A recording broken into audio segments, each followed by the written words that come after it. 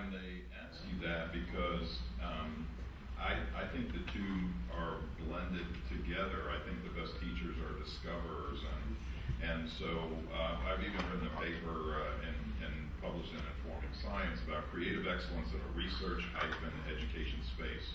And so that's what I like to conceptualize it. It's not, you don't do research and you don't do teaching. You're looking for excellence in a research-education space. And how do you achieve that? And one of the things that my attention is turned toward is this whole issue, and I've heard it here in the room. Young faculty especially put themselves at risk when they do interdisciplinary research because the promotions committee are centered or housed in disciplines.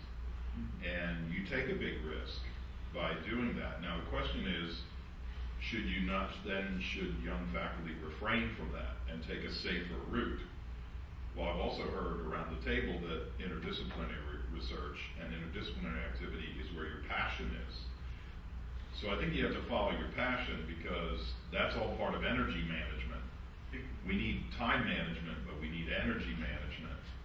And by engaging in interdisciplinary activity, if that's your passion, I think that helps you energize yourself, and the rest of what you do benefits from that. And you could argue, you could take the approach that if you achieve excellence in interdisciplinary work and your department doesn't value that, then you're in the wrong department. But that's risky, right? That's risk-taking. So I think that's one of the issues. I think the other issue is, and getting back to this whole idea of what is research impact, how would you define that? If you think about what you're doing in interdisciplinary research, does it have impact on your discipline, across disciplines? Does it have value to the public? And does it have value to the promotion committee, the people who are evaluating what you're doing? And so I think those are maybe the four lenses through which you're going to be assessed.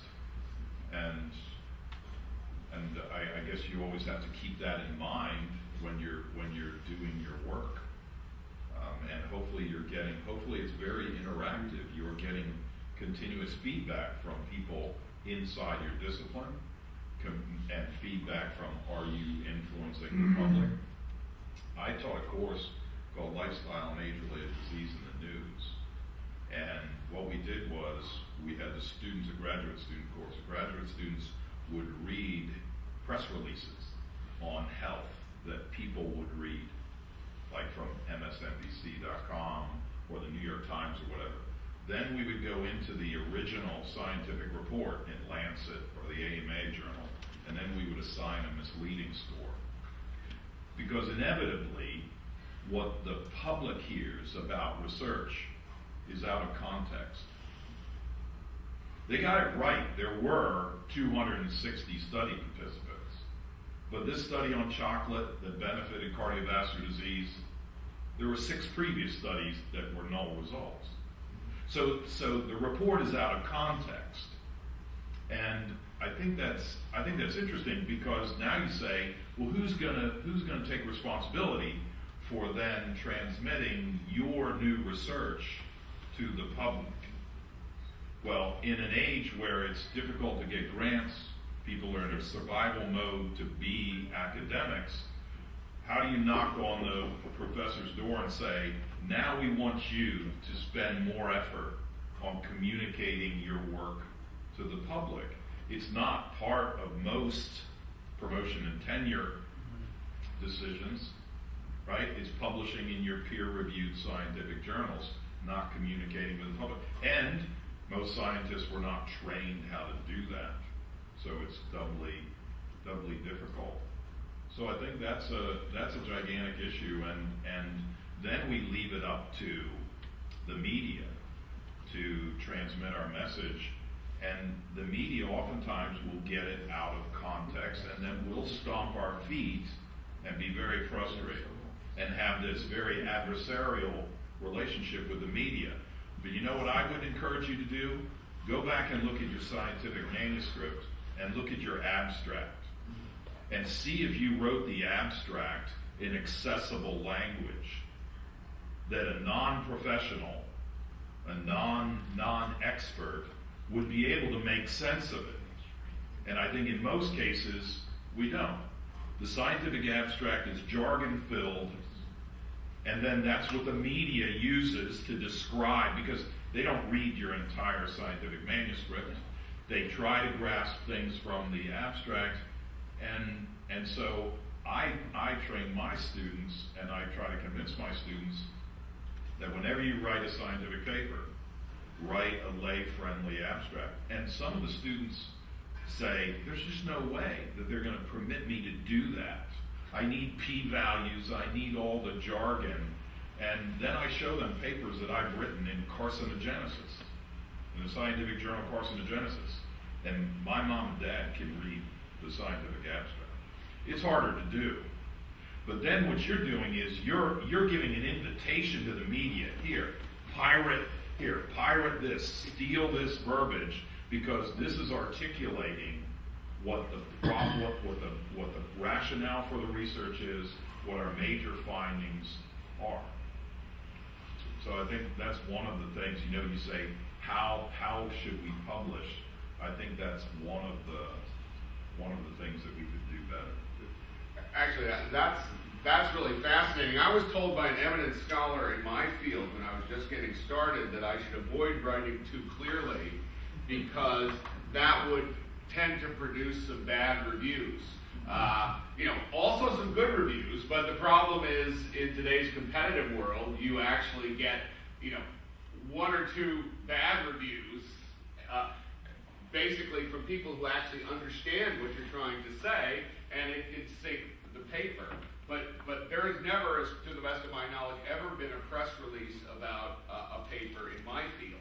And that's one of the reasons why it appears we have no impact. Mm-hmm. But maybe one of the things we ought to ask about is, it's easy to talk about impact in the abstract, but how would you go about measuring impact? And, what you mentioned is something that I would argue would be, one measure that we might use, which is, to what extent do your findings escape to the broader general press, as opposed to simply being cited by other researchers? What other ways might we be able to think about measuring the impact of our research? I realize we haven't actually fully defined impact, but what other suggestions? Because sometimes if someone tells you how you might measure it, it gives you an idea of how they might define it. Go ahead, please. We have students that they write us back. Interesting enough, they remember us. They write back and they say something like, "Oh, thank you so much for mentoring my honors in a major, thesis that actually helped me this way or that way." If there was a way we could get the university to somehow, put stuff like that into their, criteria, that would be kind of nice, because there are some of us who receive a lot of those type of letters. That is one of the truest forms of impact that I can think of, when you actually have a student say you changed their life. A story that I like to tell, I'll try to say it very briefly, is about a student I had when I was at Florida Atlantic University. He basically took an independent study in programming with me and took 4 programming courses. And my courses were known as quite difficult. And so at the end of all this, and what he would also do is, after he took a course, like 3 months later, he'd appear in my office and he would have elaborated on my original assignment and done all these extra things. And I'd tell him, I'm not grading you for this. You already got an A. What do you and it's like, and so I asked him about this, and what he said is, well, right now I'm the assistant manager behind the fish counter at Winn-Dixie. And it is completely impossible for me to get a date because I always smell like fish. If I can become a computer programmer, then maybe I will be able to date. And sure enough, he graduated, he got a job as a computer programmer, did very well, and I'm thinking to myself, you don't have to take too many people from the fish counter to computer programming before you've justified your life. And that is true impact. Now, I think he was talented enough so that my own role in this was probably minor, but he attributed a great deal of significance to my involvement, so that was very nice of him.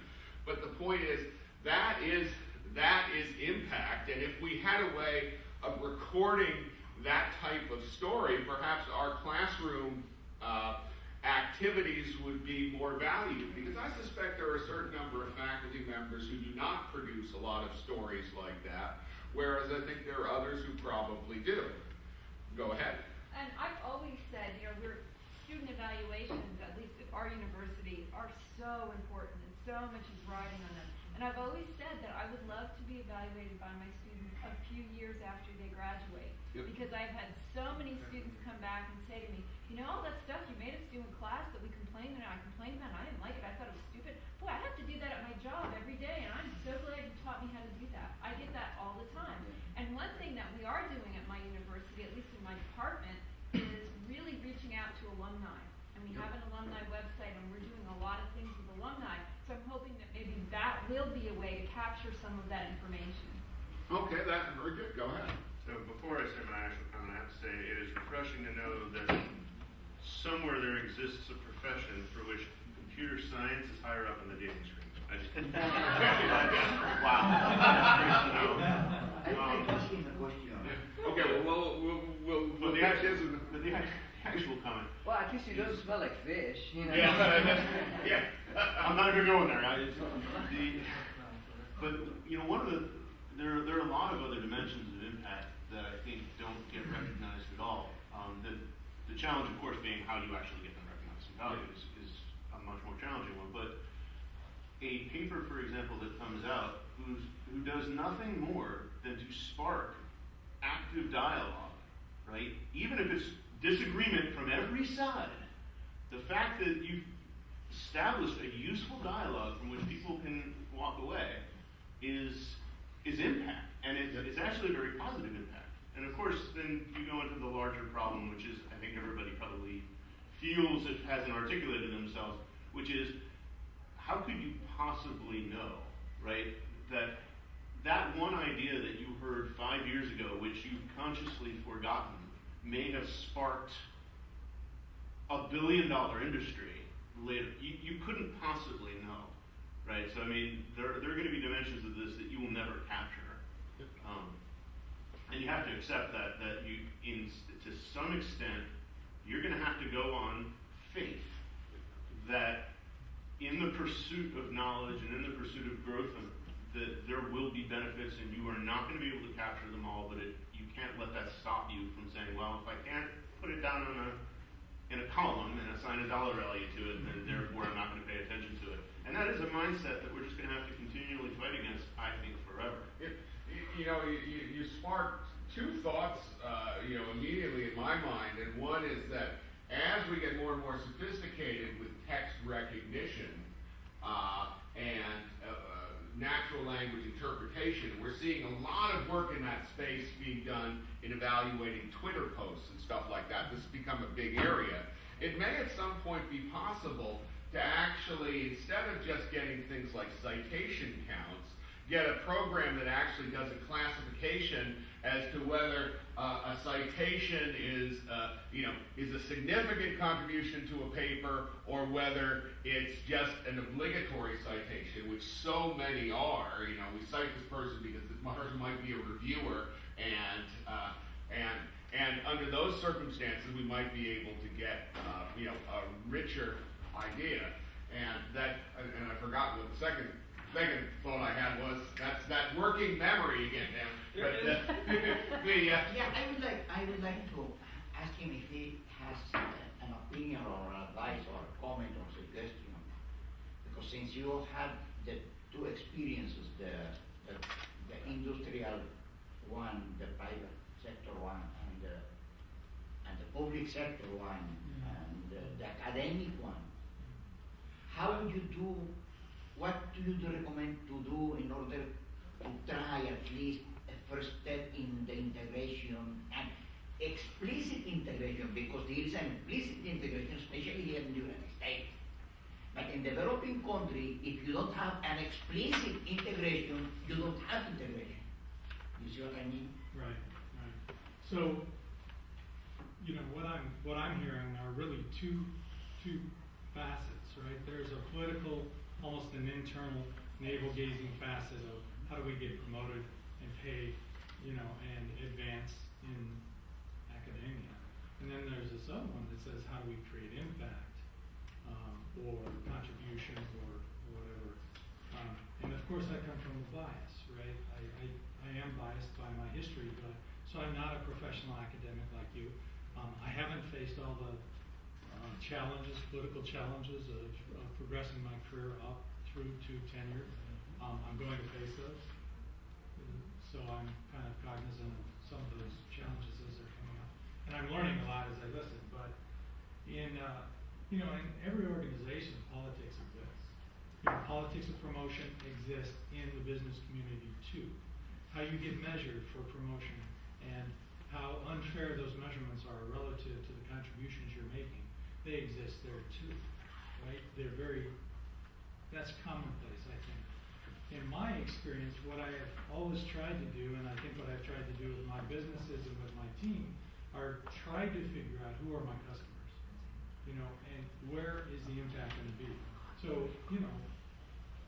if I want to take the conversation from the internal politics of a lot of people being in conflict with each other over how they're going to get their next raise, I would try to refocus the entire conversation on who's our customer, and are we having an impact?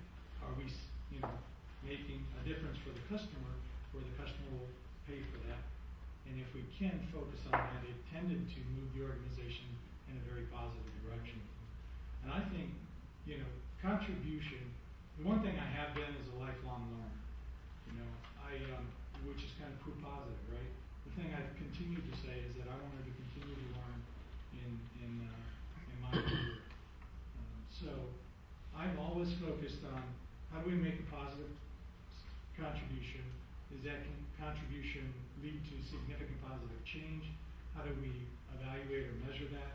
And I believe it is the gamut of everything. I think a great idea is worthy of contribution. I absolutely think that if that idea spreads to others and you can, observe them picking it up, that makes a contribution. In our College of Business, I think that if we're similar to you, the public funding and the funding that's coming from state institutions and even the funding that's available from our students is capped more and more. And if our institutions are going to grow, we better figure out who our customers are. And some segment of that customer is the entire business community who are willing to pay for great ideas. But man, they better be great ideas, and they better be game-changing, and they better help those institutions do what they do more effectively. And so, I think Grandon and I, as we're talking about, we have a dean who I don't think wants to be here. He couldn't be here, yeah. But, we have a dean who I think is starting to change the game and recognize that for us to grow, we're going to have to be focused on multiple customer sets. Our students are absolutely a customer, and that's the last point. I was able to bring in, with a lot of help, a local company called TriBridge, who has had very little success hiring graduates out of our college. And our department chair said, Matt, do you have time for TriBridge to come in and speak to the students? Not only do we have time, we let him give his whole spiel on why come to work for TriBridge. He ended up soliciting 27 resumes for 2 different types of roles out of 47 students.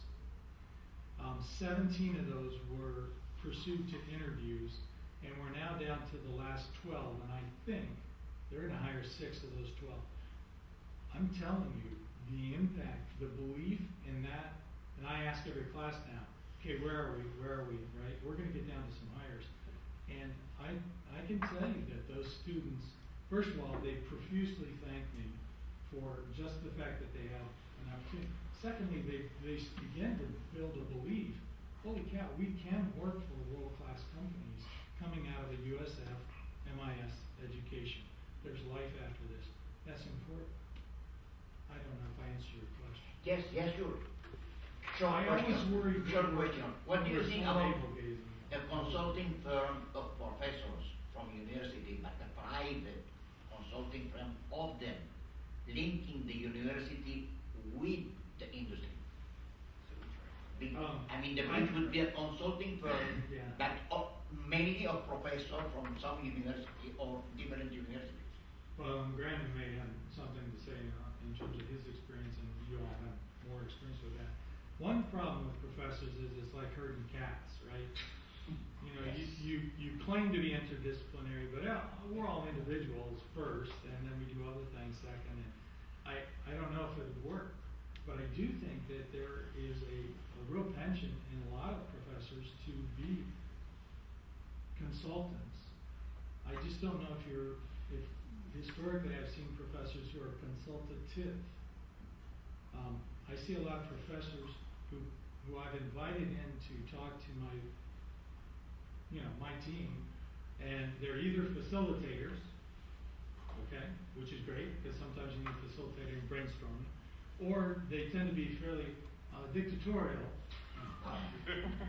And somewhere in between are people who are really, really wonderful, who are truly consultative, and they bring interesting knowledge that nobody on the team has, kind of like what you're talking about, right?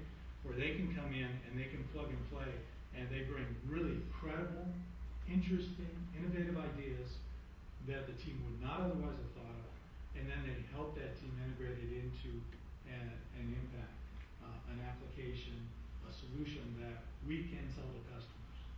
I think there's a spectrum along this line that he's talking about, not alluding to, he spelled it out, which is on the one side, you want to get people who are knowledgeable, and you're looking for somebody who's going to help you move a problem towards a solution. But that's not solely the purpose of a university professor or any researcher with a capital R, who at the same time needs to be looking further out and needs to be exploring those things that are not aimed at a specific problem, but have the capability of the big win, right? The long-term discovery, the game-changing kinds of technologies. And part of that will come down to educating industry to understand, what is it that you're purchasing?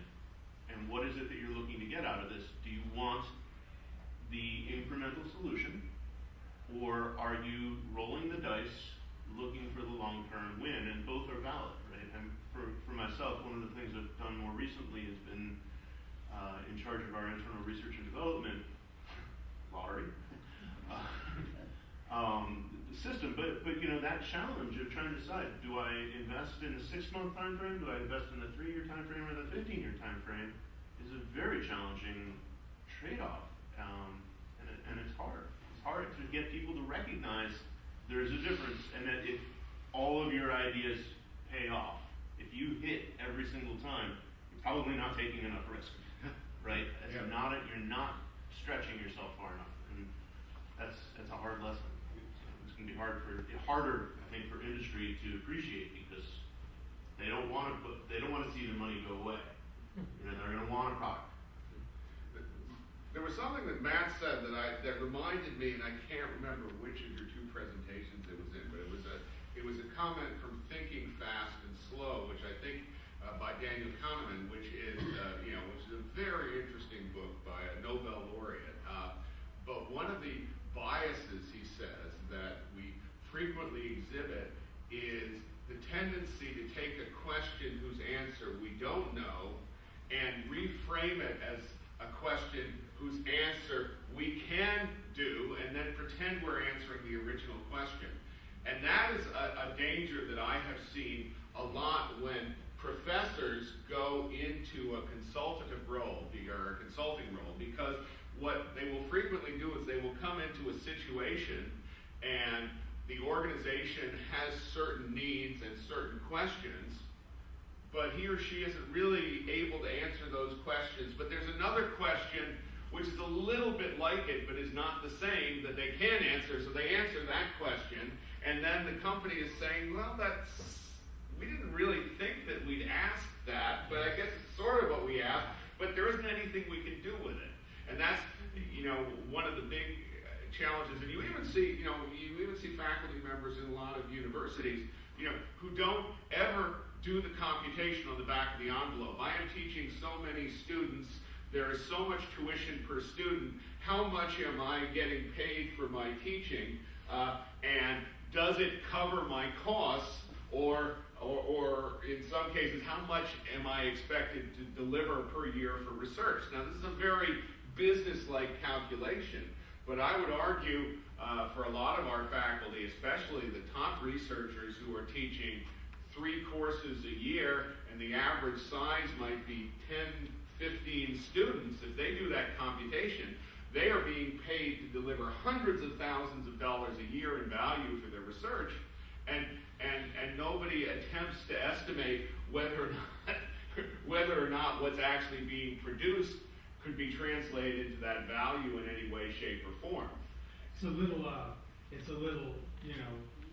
to the side on this conversation, but one of the things that I have discovered that has been shocking to me is how many truly talented people are in just our small department, much less the College of Business, and how cheap they are, how inexpensive they are to get, and I had no idea. There were times when literally as chief operating officer of a $2 billion company in Philadelphia, I know now that I could have reached out to 3 or 4 major institutions and very cheaply got some brilliant people to come and spend time with my team. And I'm kicking myself that I never did that. Because even, we're talking 10, 15 grand, 25 grand, 35, okay, it's meaningful money, don't get me wrong, but it's peanuts compared to how expensive true consultants are. And the problem, I think, is that sometimes, even if I could get my hands on them, we have professors who just won't, even for 15 grand, won't go spend time with a company because they're too busy doing everything else, right? Or maybe because they're just uncomfortable going out into a company. Yeah, Don't exaggerate how busy we are. Yeah, but they are really bright people, very inexpensively general. One thing I'm just thinking is, we have to first understand what we mean by impact. We should categorize, are we looking at impact in the industry, or impact in people's lives, or impact in people's behavior, or whatever. Now, for impact in industry, like from my personal experience, what I can see is that if a professor is collaborating with an engineer or a group of engineers in an industry, and when they are producing a product, then that should be taken as a measure of impact. And maybe in the beginning you don't see an outcome of that product, but as the company grows or survives or sells this product, as those information come in, that can be considered as a prorated measure for the academic advancement of the faculty. Okay. Well, and that goes along with what Matt said about the question of knowing who your customers are, because what you're in a sense saying, if we're measuring impact for industry, on students, on the community at large, on the academic community, you could look at each one of those as a different customer or client, and then you could do a measure. Now, one of the interesting things that we, that is relevant, I think, to this discussion is, in a certain sense, no one here has talked about the issue of whether we as faculty members should be responsible for estimating our own impact. In other words, making a case for the specific impact that we have had or are having with our research. And I think, there's been a comment about our healthcare system. One of the reasons that the costs of our healthcare system spiral out of control is because none of the people who use the service have any idea what the service actually costs or really who's paying for it. When you're insured, and you've got a health problem, you don't worry about the cost. The insurance will handle it, and so you're perfectly happy to commit to whatever cost. And the idea of a lot of proposed solutions to the healthcare problem is make people more aware of the costs, by either making them pay a percentage of them or something like that, so that they take cost into account. Now, the question I have is, if we were required to actually describe what the impact of our research was, would that make us more aware of the impact, and would it actually change the type of research that we might want to do if we knew we were going to be held responsible for its impact? Yes? When I listen to your story here, I wonder how much time we all get to spend in reflection on what we do in a 2-week period or a month or a year. The last 8 years, I've kind of switched my behavior. That I write in composition books, and I probably write about 2,000 pages a year of ideas and processes and events that have happened. And then in December, I do what I call a CEO retreat, and I go to Montana for 10 days in the wilds of Montana, and I review what happened in the year. And I think very few people really take that sort of brute reflection approach because we're so busy. We're so busy. And I think one of the things that you can benefit from is to try to train yourself in this balance of you're probably working at your highest performance or your potential if you're balancing new experiences with reflection. And by being busy, we're out of balance because we're constantly getting new information, new experiences, and so forth. And when I listen to Grandon, I know that for our promotion and tenure, we have this bean counting, I'll call it bean counting, how many manuscripts, how many grants, and so on and so forth, and how many talks did you give and that sort of thing. And that's how you're evaluated at the department level. And what I do is I fill out that, I go through that sort of thing. But I also then prepare what I call top accomplishments of the year, and I write a narrative, maybe 13 small narratives about what work I thought had the highest impact. And I think that's valuable for your department chair to see that sort of thing, to put it in context.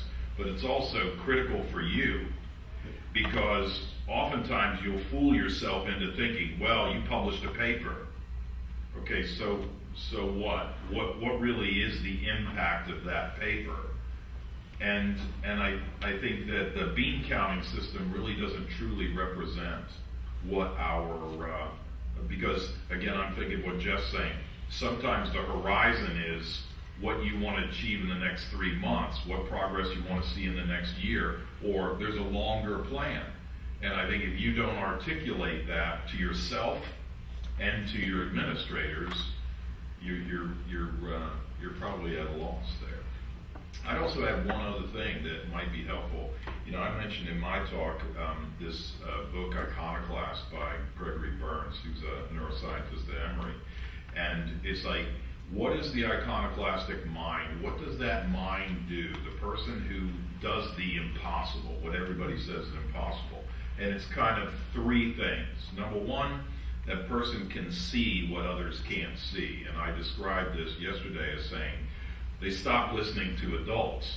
They stop listening to the other people who are saying, no, we already know that. No, that's not possible. The second part of it, the second key, is to have some sort of anti-fear mechanism. Because if you have this highly original idea, this radical, innovative idea, you're going to be alone for a while. And we're social animals.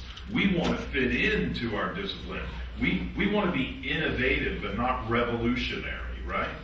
And so you have to have some sort of anti-fear mechanism that it's okay, or else you'll abandon your great idea. It'll be easier for you to be busy doing other things than engaging in the combat of developing and defending your new idea. And then thirdly, it's interesting. Then the third factor is social intelligence. You have to have sufficient social intelligence that you know the right people, you know the right timing, the right place to introduce your radical new idea so it can take hold and influence people. So kind of the irony of the situation is the iconoclast who starts out as very, very rugged and individualist and isolated has to eventually become very social. And you ought to think about that. Science is very private and personal, but science is also very social, ultimately. You want to influence your discipline, you want to influence the public. Yeah, thank you. So, there's the impact and the fact that there are two sides to this is really interesting, and the term bean counting there actually turns out to be particularly interesting in this context as well, right? So there's the one side that he was just describing, which is the impact and the reflection, what that impact means at an individual level. And then there's also the impact of the effectiveness of that individual on behalf of the organization. I've increased my institution's reputation, I've brought in this much money, whatever your metric is. And what is interesting, to the point about bean counting, right, is if you look objectively at what do institutions value, the cynical person will say they value money. And the line, and sometimes it's true and sometimes it's not, is we value our staff. We value the people who work here. They are what make the institution what it is. Now, look at where the investment is, however. There are people whose sole job it is to look at the money and determine whether or not that money is doing the best, most efficient job that it can, right? Often, many, many people, that's their job. Now, how many people are hired to independently and unbiasedly look at the effectiveness of staff? And the key is unbiasedly, because you can argue, well, my chair is looking after me, it's not unbiased. Is there another department somewhere in any university, anywhere, who hires a group of people whose sole purpose it is to go look at the faculty and ask themselves, what is the unbiased impact of this faculty member? Are they really doing the best job that I would bet anything that the answer is 0? None of them do, right? But that's really what it would take, because you need somebody who's unbiased to do what you were describing. You wouldn't ask somebody to stand up in a courtroom and decide for themselves whether or not they were guilty, right? It's not about selfishness. I mean, people do what they do because they believe that it's the right thing to do. It's not like they're doing this out of evil for the most part. It's just, they've got a perspective on it. And if you really want to ask that from the institutional point of view, whether or not they're doing what's in the best interest of the institution, you need somebody whose job is they're not going to be biased. They don't gain any benefit from saying yes or yay or nay on this particular person. They just do it on their own. Pie in the sky. I couldn't imagine anybody actually setting up such a department. I think that, however, is a wonderful point and a wonderful idea. And I know that the immediate reaction would be, well, such an individual would not, when you're dealing with researchers, such an individual does not have the expertise to evaluate the impact of research in our field. I mean, I can absolutely guarantee that that'd be what they would say. And the interesting comment about that is essentially saying, okay, well, we're valuing that person then entirely based on the value of the impact of research within that person's narrow field, and not asking the question of whether that benefits the institution in any other way. In our College of Business, the two things that they look at for promotion and tenure, literally only the two. They only really look at two things. There are certain conditions that must be met. You can't be a disastrous teacher. You can't refuse all service assignments and stuff like that. But the two things they really look at is what journals you publish in, and as you approach the full professor, how many citations, how well regarded is your research in the field. Now, the interesting thing is it's not clear to me that there's any connection between that in our field and what benefits the institution, because it doesn't teach our students anymore. It's not correlated in any way with impact on the local business community or the local employers or the local government.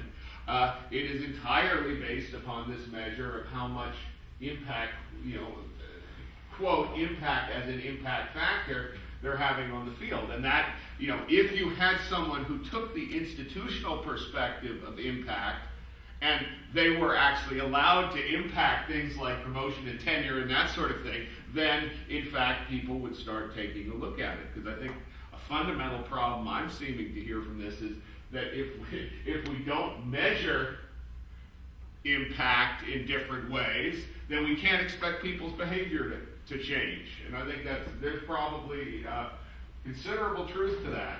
Grandon, let me ask one question, which I think we kind of missed in this discussion. If you do a revolutionary thing, if you actually succeed in doing something revolutionary, people who only can evaluate this thing as a revolutionary, of course, are your fiercest competitors in the field of recognition. And so you will not get recognition because they just don't want to acknowledge that somebody else solved the problem they were spending their lifetime trying to solve. I'd like to hear just what are the, how we go around. Yes, I think I mentioned this yesterday, this whole idea. Roger Schenck has talked about this, and I talk to this about my students all the time. I thought that in research, the goal is to come up with one great idea. And I no longer believe that. I believe that if you have a truly revolutionary idea, then you need a second great idea that changes the lens through which your great idea will be seen. Because if you don't, your revolutionary idea will be seen as incorrect. Because what has evolved with the current thinking is the current ways of seeing what is valid and what is not in your discipline, oftentimes. So if you're going to do, and so think about it this way. Here's the litmus test. You have a new idea, and you propose a project. Ask yourself, if the results turn out as expected, will I need a new second idea to change the lens to see it? If the answer is no, you're not proposing anything revolutionary. You might be very enthusiastic about it, but it's not very radical. It's a baby step in your field. And remember, a lot of research is baby steps. That's what we were talking about, that a lot of journal articles only show very, very small incremental progress.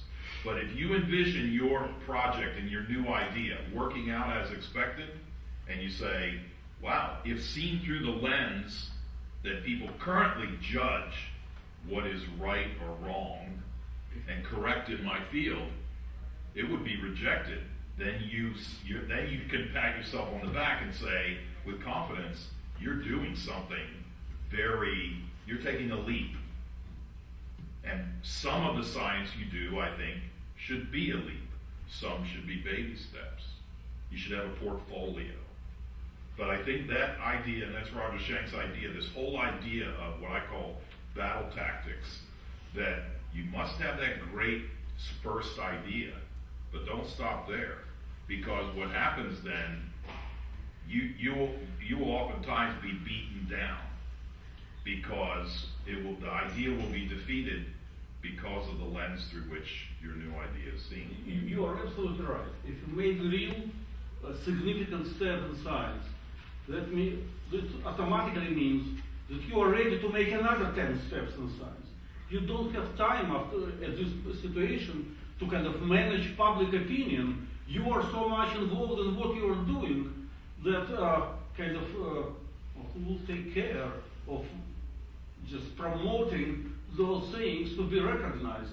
Well, those people who are really your fiercest competitors in the field of recognition, I think it is a significant part of slowing down scientific progress. The course I just taught this past semester was a course on scientific writing, and the final exam was just what I described to you. Take your idea and then say, what do you think the expected outcome, if it turns out as if your experiment's going to work? And then craft that second idea. So how often do we teach our students that it takes more than one great idea. I think we tell them, here, come, read the literature, come up with a great hypothesis and specific aims and go for that. But we forget to mention that if it turns out, then how will that impact the field? Or will it be stepped on and say, no, that's not the way it really is? What happens if we don't find the second idea, or worst case scenario, we also have the second idea, but the boundaries conditions do not change, and then we are like, it's an uphill problem, and then friction is too high to move forward. Go back to the iconoclastic mind. The iconoclastic mind has to have anti-fear mechanisms, and I would also say energy supporting mechanisms that you're willing to do that uphill climb. This is this whole concept. Richard Feynman, the physicist, called this fooling yourself. If you're in science, what you need to do is fool yourself into thinking that you'll be able to solve the immense problems that bright people before you could never solve.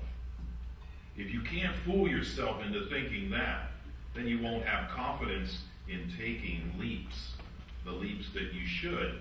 You have to fool yourself into thinking that because you train yourself in a completely unique way. And because creativity is combinatorial, you have combinations of ideas banging up against one another that no one else has had. And so now you have to have the confidence to follow through with that. But I think the mistake that we make is we follow through with that one idea, and then we think we're out of the woods. And instead, that's when the difficulty begins, because now the other people in our discipline say, no, that's not right. That's not what we believe. And we haven't invested the time in saying, why would our discipline not see this as the new, more correct way of seeing? So it's a battle tactics of sorts. Yeah, it's a battle tactic. Within informing science, one of the things that we talk about is that the rigor and relevance, which we often talk about as terms of valuing the research, really isn't sufficient. Rigor means we systematically follow the procedures that are set forth by our discipline. And, there are other definitions. That's a reasonable working definition. Relevance means that it has potential applicability to some problem, whether it be in the research or whether it be in practice. The problem is rigor and relevance together will not get you outside of the channels. I mean, there's a third aspect which we call resonance, which is actually the ability of the message to make it through all the various barriers that it is going to encounter before someone is actually informed. And as researchers, we are not taught anything about resonance.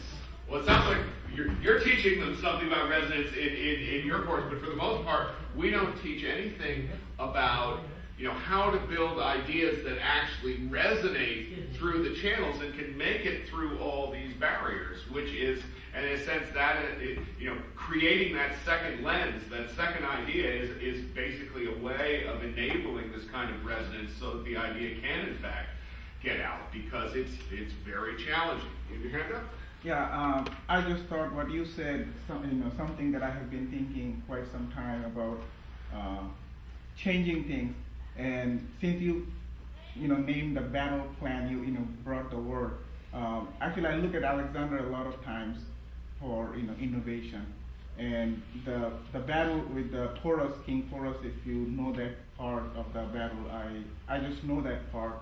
So he was going to attack King Porus, but he could not win the battle if frontal face-to-face battle. So, but he had a plan, so revolutionary plan to do something. But what he did instead, he made his soldiers, frequently march in one direction of the river, then come back, and then sometimes make a lot of sounds in the nighttime, and then do nothing. So for several months, the soldiers of the King Porus was waiting on the other side of the river. And sometimes when these shouts will start, they will be alert and go there. and then they will say nothing happens. Eventually, they kind of subsided their alertness. And then on a rainy day, he attacked on through two narrow channels of the river in the night, and they took them completely, off guard. So that was his second plan, patiently waiting. So as if you have a good plan that you think is, going to be successful, then you have to at the same time start working on a second plan, which is, I guess, publish some substandard research compared to your great research, and then publish them and let them take ground and people start to believe you, and then hit with your whatever the revolutionary plan. And the results of the years is the truth will prevail. Well, Yeah, so that's that's how Alexander waited for 6-7 months to finally launch the real attack. Matt. I mean, some of these things that really resonate with me, and it kind of comes back to some of the things that you were talking about having done. Is, all of this takes a tremendous amount of perseverance. It takes a lot of self-confidence, and we ourselves have to put value on the things that we're pursuing first. And until we do that, nobody else will. It takes tremendous promotion and self-advocacy. And the ideas that you had and some other people about, we do have to supplement in every walk of life what the system measures us with our own advocacy for, here's the way I'm measuring what I'm doing and why it's valuable. And that's what we're talking about with impact, value. Are we creating value? And if we are, we ought to be able to say, here's who values it, which is maybe what I was talking about in customers. And here's how I measured the value, or how they measured the value that I just created. And I think if we do that, I think, it gives us a lot of ability to resonate in addition to our rigor and relevance. I assume in a crowd like this, you have rigor and you have relevance. You're bright enough, you're smart enough, well enough trained. And so I think those things are how you create that relevance. Well, it would be a big leap of faith in my case, but I appreciate the vote of confidence. I do think it is the way you create resonance, if that's what you want to term. But, well, at any rate, I think we've actually reached the end of this session, and I want to thank everyone for your participation. I hope you found this to be a valuable session, and I'm sure there'll be some of us ready to continue discussions out there in the break area, or whatever we call it. But I want to thank everyone for coming so much, and I very much appreciate the opportunity to... Right after that, we're going to send you an email looking for the possibility of organizing a working group to make a follow-up of this, what we have said here, this session. Follow-up not just in reflection, but what we can do, each one of us in the university we are working. So, that session was a good one, thanks to your idea. But because of that, we need to follow up this session. Oh, no, you want it to have impact. No. We really appreciate any feedback from you after the conference is over. Thank you. Well, thank everyone for coming.